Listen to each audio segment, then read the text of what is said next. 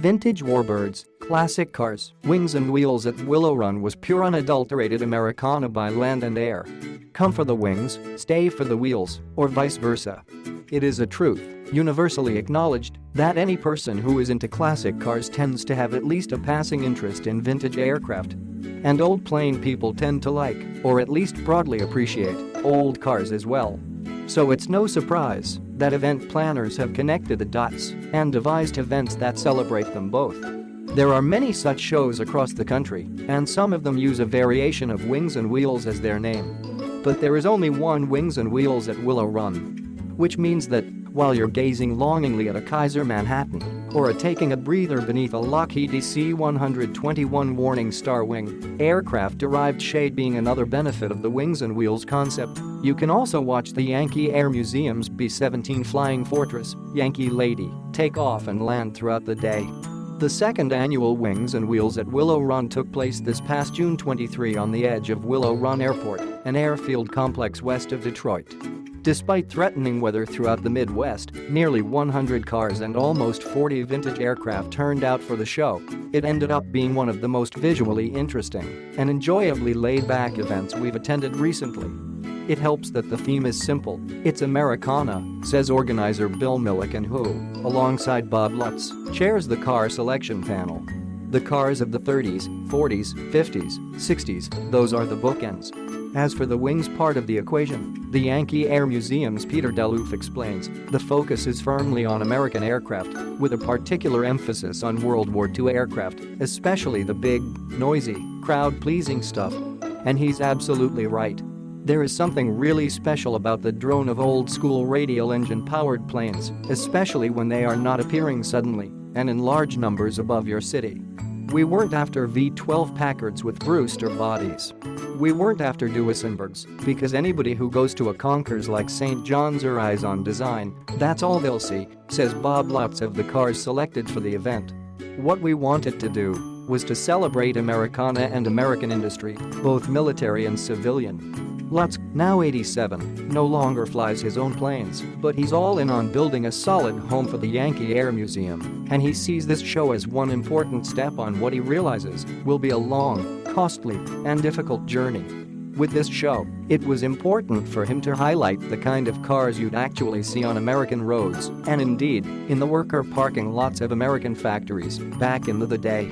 The GT40s and Monteverdis are kind of an exception, says Lutz, referencing the circle of vintage race cars and his personal 1975 Monteverdi 375 high-speed, the perhaps perfect car for the Swiss-American ex-exec, parked near the event's entrance. And in the case of my Monteverdi, it's powered by an American engine. A Chrysler 440 Wedge, to be exact. Car owners seem to get the point, mostly. There's no judging, no trophies, but we do want originality. No resto rods or anything like that.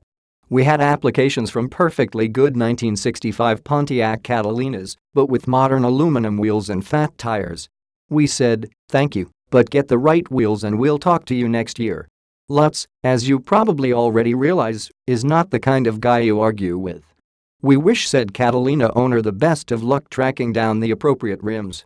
The field was not without its high-end stunners. The Motor City Packards showed up in force, and there was a Titanic Cadillac Eldorado Biarritz on one end of the field, but the cars on display were, by and large, the cars of the everyman.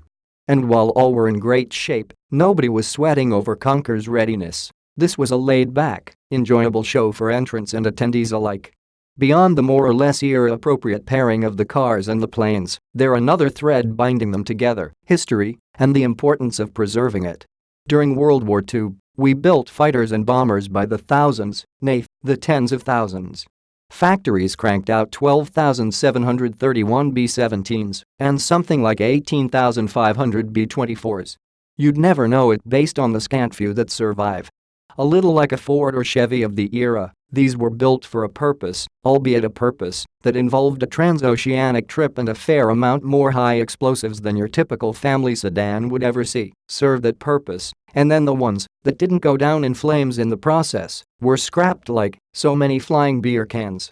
That any of these planes have survived, let alone in flyable condition, is a testament to the owners, both private and institutional, who have devoted so much time and so many resources to keeping them aloft.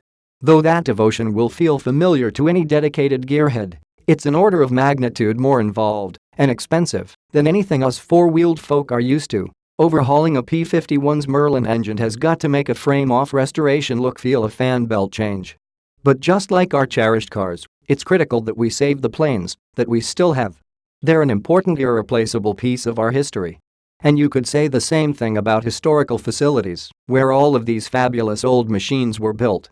Looming in the background of the show are the remnants of the Willow Run bomber plant, a hulking facility built by Ford to crank out a massive percentage of those 18,500 or so B-24s.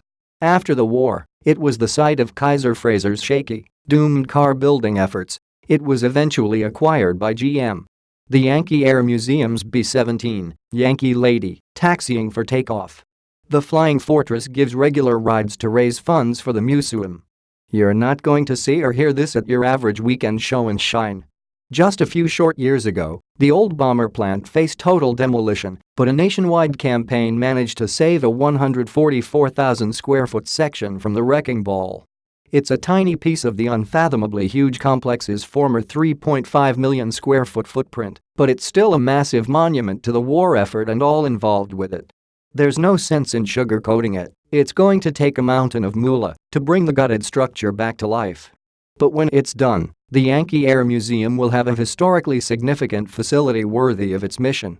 And to think, all you have to do to support the cause is attend really great a car and airplane show. You can also contribute to the effort any time of year right here. Wings and Wheels at Willow Run will return for 2020. Expect it to touch down in late June once again. Great cars and great planes, what more could you want?